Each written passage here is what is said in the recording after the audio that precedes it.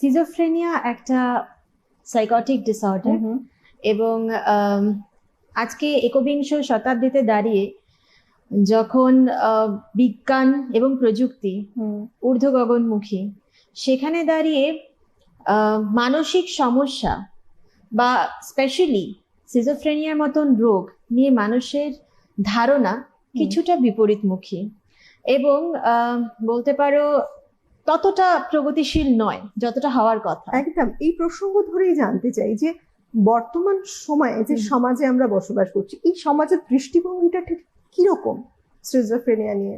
হ্যাঁ, তো প্রথমে সেটার আগে বলতে হয় তাহলে যে আমি যেটা বলছিলাম যে মানুষের ধারণা অতটা প্রগতিশীল নয়, স্পেশালি যখন আমরা সিজোফ্রেনিয়ার কথা বলি। এটার কারণ কিছুটা বলতে পারো যে lack of knowledge, lack of acceptance, lack of support এবং সো কল্ড সোশ্যাল স্টিগমা। আচ্ছা, এবার আসি এই যে টার্ম সিজোফ্রেনিয়া, এটা হচ্ছে ইউজিন ব্লিউলার প্রদত্ত এবং এটির অর্থ হচ্ছে স্প্লিটিং অফ সাইকিক ফাংশনস।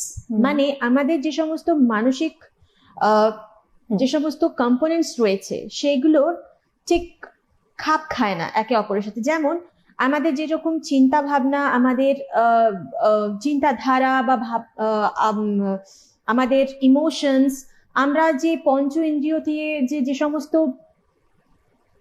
বাইরে থেকে স্টিমুলি পারসিভ করি সেগুলোর ঠিক বাস্তবের সাথে মিল খায় না।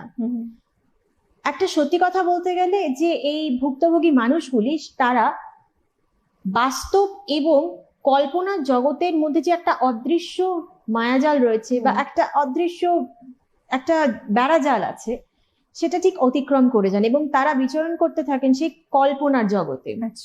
এবং তাদের কাছে এই কল্পনার জগৎটি ততটাই বাস্তব যতটা সকালের আলো, দিন এবং রাত্রির অন্ধকার, এবং তারা ওই জগতেই বিচরণ করতে থাকেন। এবার সমস্যাটি হয়ে দাঁড়ায় দৃষ্টিকোণ, যেটা তুমি আমায় জিজ্ঞেস করলে, যে মানুষের ধারণা আমি প্রথমেই বলেছি যেহেতু বিপরীতমুখী, তাদের কাছে এই সিজোফ্রেনিয়া ভুক্তভোগী মানুষগুলি কিছুটা হয়ে যায় কি বদ্ধ পাগল। তারা কনসিডার করতে থাকে যে তারা বদ্ধ পাগল।